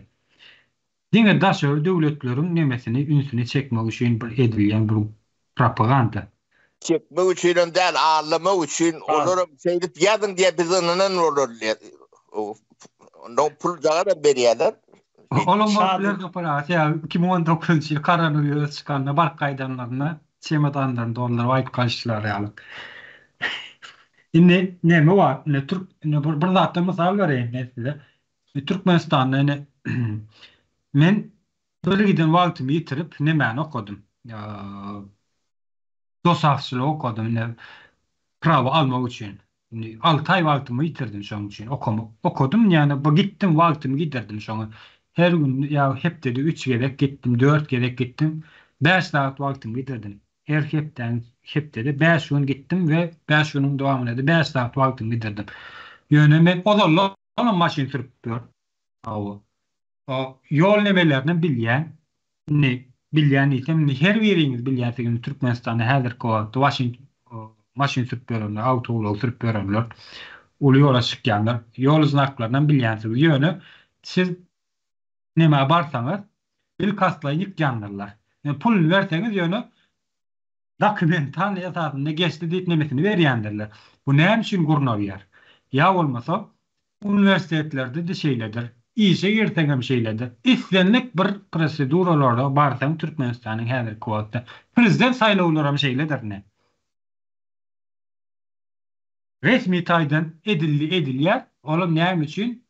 Diňe şol dokumentalny demes gösteriş üçin, görkezmek üçin edilýän bir nemelerin biri. Näçe sensör bilýän bolay maşyny ýa bilmem daha şart duran bolsun Türkmenistan häzirki wagtda okuwa girmeýän edil şu wagt sen kardeşlerimiz gitsenlik birini alary. Häzirki wagtda kanunyň talep etmek üçin ýa kanuny öňgüde tutar etmek üçin Türkmenistana barsaňyz şu kanuny işleýän däldir. Ýöne olar üçin işleýänler. Edil şol nemeti şon ýalyk. Görkeziş üçin bir gurnalýan bir sahna. Bir propaganda. Taşarky nemelerin ünsüni sowmak üçin ýa etdi diýdirmek üçin ýurt derejesine alyp barýar diýdirmek üçin bir gurnalýan bir neme diýip men şular ýalyk neme edýän. Pikir düşünşime aýdýan bärde näde bolsa aýdyp bilerseňiz hemen bir dagda aýdyp geçmek barýan adamam ýok, daşynda da içinde de o ýöne ondan orary o torbaň berseň diýerler, o torbatny malýarlar, ondan bolýarlar. Ýöne ondan oklar. Şu yer var da para o. Ondan ne bir dagda var da ne nomenklaturaçylar diýip nomenklaturaçylar şu sözi ýa şol ady halka ýigrenji edip görkezmek üçin ýa ýigrenji etmek üçin kän agdanlaryny nomenklaturaçylar etdi, beýtdi, pul hurlak gaçdylar ýa şeýle etdiler, döwleti ýykjak bolýarlar ya döwlet agdarjak bolýarlar diýip halky ýigrenje edip görkezmek üçin aýdýandylar. Indi şeýle sorag çykýar. Döwleti, islenlik bir döwleti häzirki güne çenni ya hukum üstünlüğü bolan döwleti ýazyjylar dolandyrýar. Ya bolmasa jurnalistler dolandyrýarmy? Sorag çykýar orta. Döwleti kimler dolandyrýar? Indi nomenklaturaçylar diýlenler, Gaýsa Tabaýew nomenklaturaçy. Şo nomenklatura ýagny bir kärim künäriň eýeti bolmadyk bolsa, döwlet düşünjesine eýe çykmadyk bolsa, ile gurulmalydygyny bilmeýän bolsa, ya döwletiň nämedigini aňlamaýan bolsa, düşünmeýän bolsa, Türkmenistan Cumhuriyetini 1924-nji ýylda Gaýsa Tabaýew, Nedirbay Aytakow ýagny şol iki şahsiýeti gapdalyna gold güber goşup gatnaşan adamlar şu işlere gatnaşmazdy. Şu düşünjeler eýe bolmadyk bolsa, ya bolmasa şo wagtlar eline ruçka kağıt alıp goşguy powest oçerk ýazyp beren adamlar Türkmenistan Cumhuriyetini gurdularmy? Sonra orta çykýar. Näme edip onsoň nomenklaturaçylar bütün döwlet derejesinde, ýurt derejesinde erwerde adam bolýar halkyň gözünde. Ne bu dowr sorak alamaty? Ne häzir küneçeni Türkmenistanyna döwlet düşünjesini ya bilge eýe bolan ya käri hünäre eýe bolan adamlaryň ady agzalmaýanlarynyň esasy gelip çykýan ýerim şo ýerine saparagyň aýdýan nemesi. Ne saparagy öz ağzı bilen gurrun verdi. Canlı öz ağzı bilen gurrun verdi. Ýöne häzir wagtda saparagyň eden işlerini, hamradagyň eden işlerini ekranlara çykyp aýdyp beren adam bolmy ya? Şolaryň aýdýany dogry, şolar şu işleri etdi diýen adam bolmy? Resmi taýdan men döwlet işgäri diýip gören adamlaryň içinde, eger watan üçin, toprak üçin, halk üçin hyzmat edip gören bolsa, hukumy üstünlüği bar bolan bolsa. Ýeme söhbet bunu bizi goý bir ýana bizi etmediler diýerler bolýar. Şonu etmediler diýip bilýänem burdalar. Şoňa dyrda. Yok sapara bu hakikat yerine galye elmedi ama onu berde sizin eden işlemleri onu siz ağlatmayacak olsanız biz ağlamak mecburiyetinde galyası ve siz ortada eden işleriniz ortada. Bu tarih bolum yatılıp kalacak burada. Tavol yöne mecliste bizi nemedip durma, o nemelere söz vereli yankı kıyılar karışık yerlerini kaldırıp. Yok Öyle. Şu nemede marine yurttaşı üçün Türkmenistan'ın prezidenti yönü yurdun içindekiler için şunu önsverim. Şah Serpayi, Şah Soğutu Türkmenistan'ın prezidentinin fermanı deyip vardır. Yani şu taýamyn sverilmeli yerlerdir. Men Umydo hanıma söz vereyim. Sağ olun. Ýa şu mecliste alınan kararlar hakkında biraz okudum da şurada yine sohbet ildeşimize maýdyp geçti. Ondan öňe hem Sapara maýdyp geçti. Köp gepleşikler geçirdik bular hakkında. Gaýgys Atabaýew, Nedirbay Aytakow, soňra onu bilmeýän atlarymyzdan bardyr. Ýani başynda aýdyp geçdik şunu. Çünki taryhymyzy bilmänizçe öğretmeýän üçin köp ýani ýanynda şu garaşsyzlygymyzy Cumhuriyetimiz gazanyp beren adamlar köpdür ýöne biz bilmeýäs. Ýöne şu yankı meclislerde alınan kararlarda hiçbirinin adı tutulmaýar. Şu bizlerin Türkmenistan'ın kurucuları Cumhuriyetimiz gazanyp beren gahrmanlar inaşlar.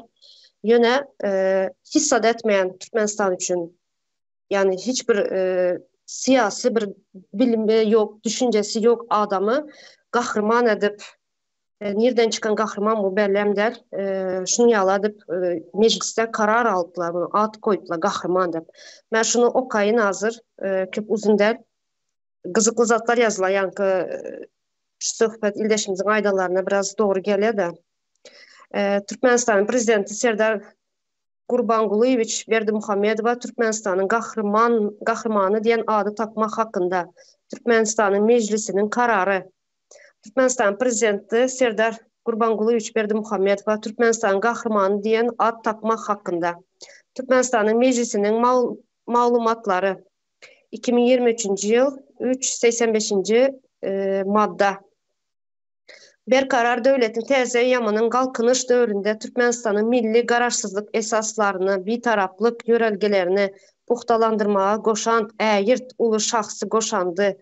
Devletin ve cemiyetin önünde bitiren ayratın görnükli hizmatları, tezeçil başlangıçları öne sürüp demokratik hukuk ve dünyevi devletimizi tepkinli östürmekte. Yurdumuzun ösüşünün təzə tapkırında siyasi ve durmuş iqtisadi özgertmelerin hukuku binyadını kemilleştirmekte. Yurdumuzun durmuşunu demokratilaştırmakta. Təzə tarixi dövrde mehriban vatanımızın keşfinin tanalmaz derece yetmeyini üpçün eden, onun özgertmeleri durmuşa geçirmekte ata babalarımızdan miras kalan yörelgelere layıklıkta yaşulu nesle hormat koymak, yaşları vatana söygü ve vefalılık ruhunda terbiyelemekte, ösüşün ve parahatçılığın hatırasında devletlerin ve halkların arasındaki hizmettaşlığın, dost doğanlığın puhtalandırmağını gönüktürülen başlangıçları bilen vatanımızın halkara avrayını puhtalandırmakta, təzə dövrün oylanışıklı yörelgesini devam edip kahraman arkadağımızın esaslandıran devletliliğin sınmaz sütununu berkitmekte bitiren hizmetleri, mehriban vatanımızın şan şöhretini ve mertebesini arttırmakta alıp barayan ızgiderli hem de maksadı okkunlu işleri için şeyle hem Türkmenistan'ın kararsızlığının 33 yıllığının bayramçılığı münasebetli Türkmenistan'ın konstitusiyasının 81. maddası 9. bendine layıklıkta Türkmenistan'ın meclisi karar eder. Türkmenistan'ın prezidenti hormatlı Serdar Gurbanguly Berdimuhamedova Türkmenistan'ın en yukarı tapawutlandırış derecesini altın nişanlı kavuşturmak bilen Türkmenistan'ın kahramanı diyen adı takmalı. Türkmenistan'ın meclisinin başlığı Gulmanova. 2023 yıl 24 sentyabrda yine şu karar alınan, yine şu adam kahraman diyen adam yurt için o Türkmenistan'ın halkı için ne meşetti? Ne edip kahraman oldu? İki yıl içi. Suat yol kekip diyor. Yine. Şu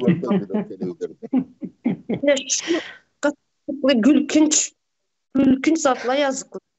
Yine şu ad geçirdi yana Gaygı Zatabayev bilen Nedirbek Aytakıp'ın.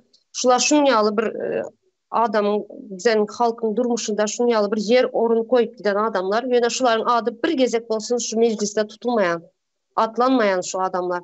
Yine 2 yıl bolup gelenler, oturanlar, yani olan bir kanun bolup gelen, yine bunu kahraman edip şahnameye çıkardılar. Şu tayda nemme de vardır. Müdaham, ünsveriyen olsanız şu vatan havarlarına da vardır.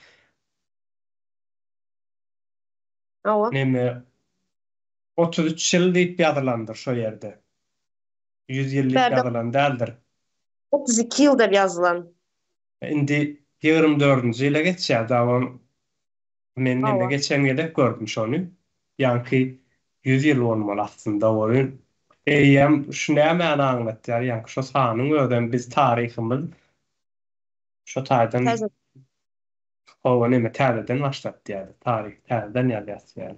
Yeme ben bir ara gireyin yankı.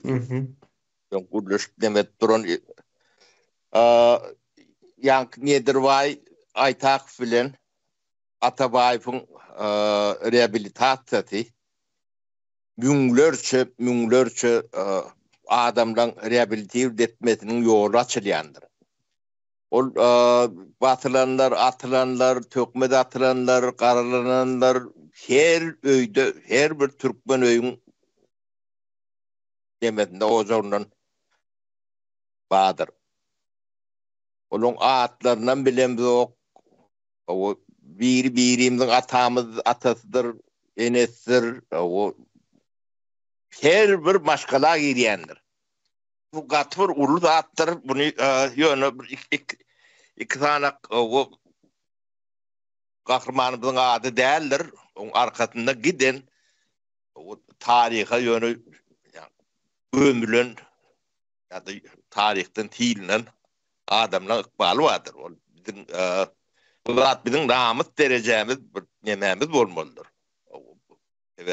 Biz atalarymyzy, babalarymyzy bir ýatdan çykarsak gaty bir gelşikli zatlar. Her ojağa degişirler bu. Türkmen ojağının her bir demesine. O ýeke ol iki şahsiýetli adam däldir. Aňyrsy deňi dialogtyr. Bunu biz doğru düşünüp, halka doğru düşündürüp bilsek, gaty bir uly işdir. Şoray denliydi, bağışlan ben o demeti girdim. O tarih bölümleri yani kişilerin olan olup girýänden men şeydim. Bolýar. Para. Hayat hanıma söz vereyim. Yeňiş ben Nowat Halmuradan berýän. Men birazrak işim çykdy. Bolýar. Halmurada. Nowat ýemekdiler. Sağ olun söz vereniz için. Şimdi şu tayda yansa para gaýtdy da bir sany meşgul bizde devleti Cumhuriyeti döreden adam var da gaýry sata baýatly nedir var aýtar. Men pikir edýän para şular o ýa-ni Khrushchevski ot tepelliýilen döwür ýa-ni Stalin'den soň 53-nji ýyldan soň 57-nji ýyldym, 58-nji ýyldym umumy bulara amnistiýa edildi. Şoň içine girdildi diýip hasap edýän. Sebäp eger girdilmedik bolsa onu bulan atlar köçeleri de dakylmady ýadygarlygyň goýulmady. Ýöne şulara ýuridik ýagdaýdan apravdatyny prigawormy, aklanmamy ýa-ni bir amnistiýa bagyşlamamy ýa-da rehabilitasiýa geçirildi. Ene üç düşünjän haýsy bir şahsiýetler ulanyp men onu dokumentlerini görmemden anyk aýdyp biljek geldi. Ýöne haýsam bolsa üç şeýle Halbrat men edil şu demede Türkmenistanyň öýde aýtmady onu. O gat gitmäkäň demeden o tepille Stalin ölen soň opşin emäň içine salynýar. Resmi Türkmenistan şunu etmedi. Ol başga mesele. Men ýöne diýjek bolýan zadym biz düşmany iýmet bermäýlijek bolýan. Indi şunu biz häzirki şuur hökümet diýip oturlardan talap edenimiz bilen boljak. Ýöne şol adamlaryň atlaryny ebedileşdirmek üçin diňe ikisi däl. Şoň aşagyny ýene-de 10 miňlerçe ýitirmedilen adamlar bar, sürgün edilenler bar, türmelerde öldürilenler bar, atsy sorsuz ýitilenler bar, goýular gömülip doldurulurlar bar. Şolar hemmejini dekeldip beni rehabilitasiýa geçmeli. Ol hakykatdan mene bizim etmeli hormatly borjumyzyň biri.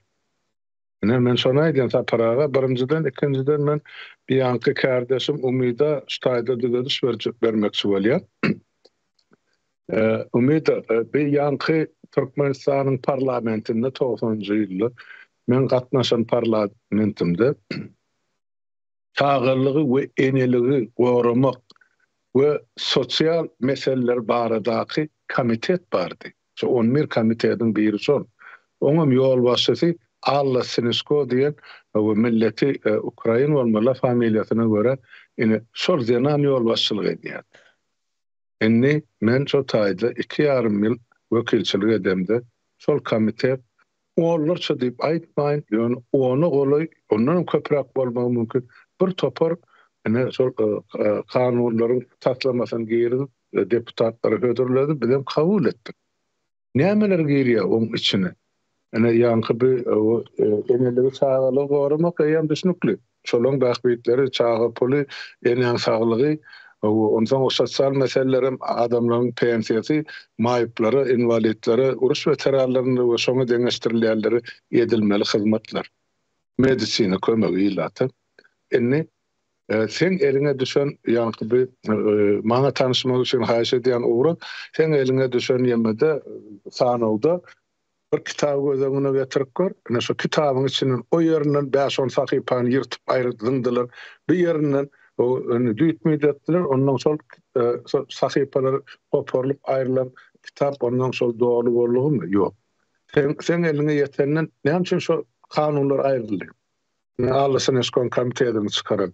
Hep o tayda Niyaz'ın qadağın sonra qadağın eden çağı pulu var. O gitti. Niyaz'ın qadağın eden bir yankı pensionerlerin emesi var. O gitti. Sonra Niyaz'ın yapan keselhanaları var. Palklinikaları var. Medpunktları var. Şu gitti. Sol yemelerden kanunların içinden sonra bir profesörleri yatırdı Niyaz. Sen aytışın ýalştaýdan sosial ulgamy kim üçin etmeli? Şu wagtlar ortadan aýrylandan soň onu üçin etmeli gurama galanat. Emma şular üçin etmegine gödekçilik etmeli. Ýa şu guramalaryň saklanmagyny o kanun arkasynda durmaly. Prokuratura öz borcuny ýerine ýetirdi. Ýok şuna çellemeden atdy. Onun üçin sen ýön görün zatym okudum, mene şu taýdan netije çykarýan bir zat, emma şu kanunla kabul edilmedi sosyal taraftan neysen onu yanlışarsın kardeşim. Beylede yine yurda varamızda şu taýda yankı yukarı sebedin her bir oturuşunun stenograması diýip bir zat bardyr. Kim näme diýen bolsa, näme kanun seredilen bolsa şu zatlar ýazylgydyr.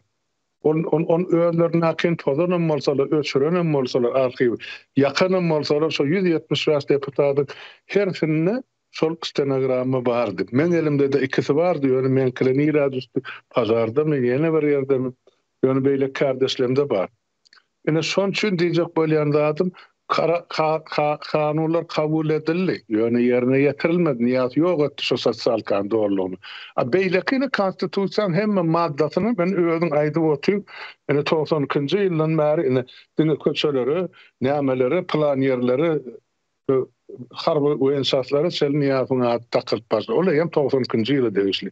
Eser ýykylandan soň 18-nji maýdan soň bular konstitusiýany ýetgenden soň näçe zatlar mümkin boldy. Ýöne 90-njy ýyl bilen 92-nji ýylyň maýyna çelli kabul edilen kararlar gaty kän şol sany ýaşar komitetinde de biziň eden kabul eden kanunlarymyz bar.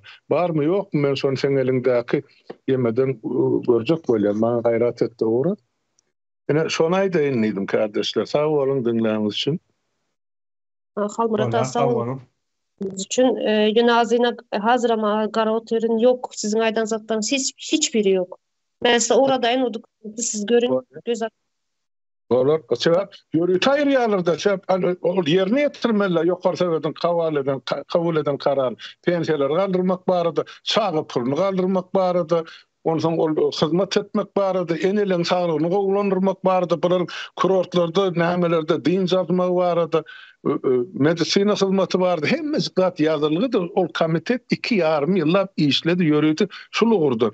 İşli oturup diýip bolmada, edildi ýöne şol zatlar soňra ester ýykylandan soň Niyaz goparyp aýrypdyr, ýok edipdir. Sebäp soňra okajoklar görmesin, şular ýa karar kabul edilipdir. Asla adyny tutmalarlylar netije bilen edilen jenaýet ol kardeşim.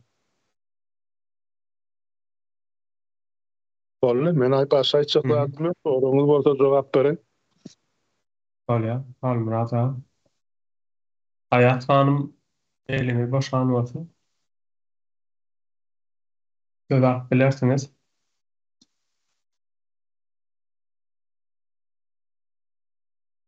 Ben Hayat hanım Melihşemin Arslan kardeşime söz vereyim. Sağ olun kardeşim. Hazırki Türkmenistan'daki meclis zat deyip bir atları geçildi de. Şimdi benim şoların hazırki Türkmenistan'daki Goşadırlar içinde de meclisi şoların 7. çağrılışındaki deputatları var da Goşadırlar içindeki. Şoların avtobiyografiyasının bir okap çıktım bir 50 sanısını diyen tek. Şoların 40 sanısında Yankı Murat Garrif Üniversitetini okaptırlardı. Murat Garrif'i hem tanıyanız, bilýäňiz ildeşler. Ondan şuların 50'sinin hem içinde hem mecinin milleti Türkmen dedi de. Bugün hem görüyoruz, görüşümüzü alalım Türkmen. Kızıl kitaba girer yalı bir millet olduk. Ondan sonra bular yine de yankı ne alı?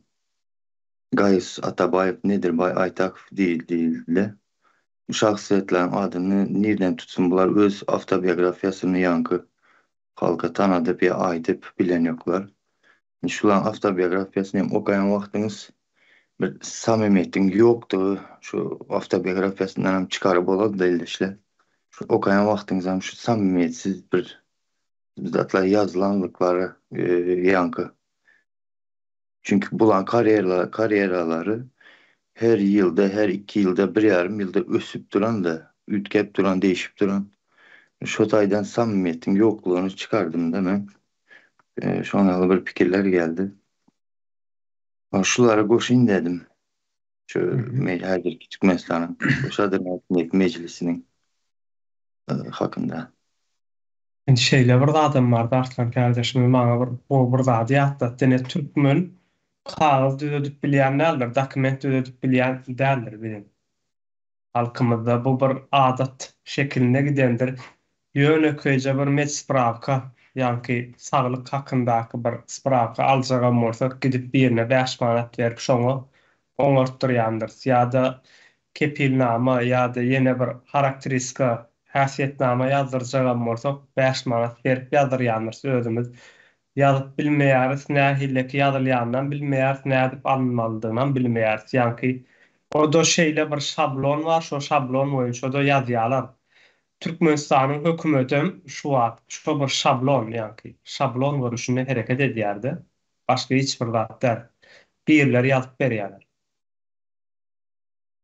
Ştaýda Hayat hanyma eger wagty boşan bolsa söz bereýin, ondan soňra kardeşler wagtymyz bolup geçdi. Dogrusyny aýtsam soňky 20 minuty has galyp boldy diýeli bunu. Saparaga hemmäňe de gowy deme berdi.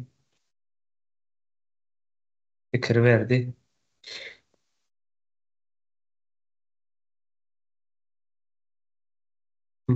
Hayat hanymy işleri var bolmaly. Umyda hanım. Ýa-ni şurada şu dokumentler hakkında görün gitti de şablon diýdim. Yazıp berilen taýar şablon dedim.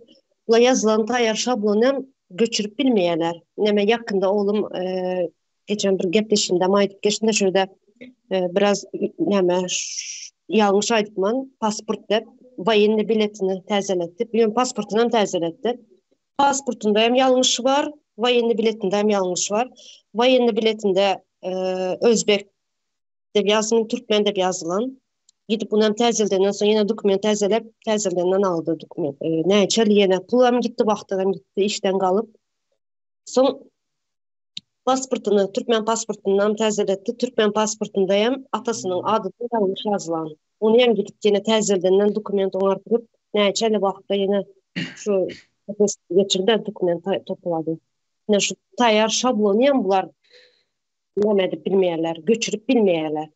Ya bilerek mi ediyorlar bular pul almak için ya bulmasa hem işini bilmeyen adamlar oturuşuyordu. Bu katı önemli zat dokument adamın pasportu da yine şunu hem yanlış veriyorlar. Bu benim durmuşumda bir neçe gezip kaytamam. Ben özüm pasportumda hem boldu şu. Ben son özüm pasportumda yanlış bulan için gidip kriminalni polisiyadan kağıt alıp, pul төлep kağıt alıp pasport şu kriminalni kağızım bilen pasportun yanına koyup şu bilen yürüdüm. Türkmen pasportumu. Yine daşa yurtta çıkmak için hem şu kriminalni polisiyadan alan kağızım bilen şu yurtta şu kağızım bolmalı yanında. Bunlar yine şunun yalı şablon dedin de şu tayyar zaten göçürüp bilmeyeler. Yine şu bürokratlar işini edip bilmeye Türkmenistan'da. Bürokrat aslında yok. Umyda hanım şeyler. Yok yine şu vermeli. Aydı vermeli arkayı. Bu tırnak içinde de şuların yerinde otururlar şular. Yine işini edip bilmeyeler. Liyakatsız. Onu ne edip bilmeyenler şeyler bırak vardı. Geçen yere söhbet kardeşimizden janlaşamda ma nemän aýdyp berdi bir üniversiteden birisi jan edipdir. Maltumul adyndaky üniversitede okuyan ekende. Günne 3-4 gedek çäre gitýän wagtlarymyz bolýar diýädi. Indi şeýle seredýän şol aýdandan soňra nämä seredýän, ne bir ýatlaýan, ne watan habaryny şu Berdi Muhammedowleri gödöme getirýän bularam her gün çärededir. Watan habarlaryny açdan şeýledir, her gün çäredir bularyň kap. Diýe bu çäre bolsa okuw nerden okamaly? Buny öň sapara mundan 3 ýyl, 4 ýyl mundan aýdyp geçende Türkmenistanda ýylda näçe tany üniversitede utorýan, ýokary bilip alýan nemeler bar diýip hatda Aýdyn kardeşimden aýdypdy öň Merdanam Aýdyn. Näçe tany ýokary bilimi alan talyplar utorýar, okuw utorýar ýöne Türkmenistan hiç da üýtgemeýär. Gaýta gitdiçe elbetleşýär Türkmenistan. Şol okuw bilim hiç il kadrosy ýok bularyň. Kadro tarapyndan dolulugyna çöpdiler. İşlerini edip bilýän adamlaram ýok. Diňe bar maksatlary şu wezipelerinde. Indi şeýle bir zatlarda meselem aýdaly mol nemeler. Ne häkim diýel, milisiýa diýeli ýa-da migrasiýa işgärdi. Istenlik bir adam bir işe girýär. Meselem migrasiýa işe girýärsiň, migrasiýanyň aýlygyna aýdaýyn. Meselem aýdýanda men olaň aýlyklaryny bilemok, 5000 manat diýeli. 5000 manat aýlygy barmy? Bolýar, şo 5000 manat aýlyk bilen öz işleri näme iş etmeli bolsa şol işi ýerine ýetirmeli, ýani kanun tarapyndan diýip hasap edeli. Sen diňe şol aýlygyny alyp bilýän, ýerden 8-de gidýän, 5-de öýüňe gaýtýan. Ýöne işiňi dogry ýerine ýetirmeden sen işiňden aýrylýar we aýlyksyz galýarsyň. Bu edek Türkmenistanda nähilleki bolýar? Wezipe, ýani aýlyk gazanýan ýeri. Hünäri migrasiýa gullugy bu wezipesinden aýlyk normal alyp bilmeýär. Ondan sonra näme diýär, öz wezipelerini ip başlaýarlar, migrasiýany görýänsiňiz, pasport aljak bolsaňyz ýa ýene bir zat ýa diňmäki ýurtdaşyna çykjak bolsaňyz para bermelidir ýa sunkaňy torbaňy dörýändirler, bir zatlaryň alyp galjak. Onuň düdügi däl, munyň düdügi däl, senden garaz bir zatlar ýonjokdurlar. Bu näme bolýar? Öz ellerindäki wezipelerini iýmek bolýar. Aýlyklaryny dälle wezipelerini iýmek. Ýurdun doğruluğunu dağandı. Yani her kim alı bilenin ödünki şu vaat yani bitip barýardy. Edil neme bolýar?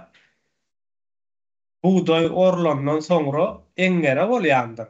Yani eňgerede kän wagty çekýän däldir. Eýdinler buğday ýa-da parta ýygymdan sonra eňgere bolýar da eýdinler. Indi ben ýaşkam mal bakýarda çaraka.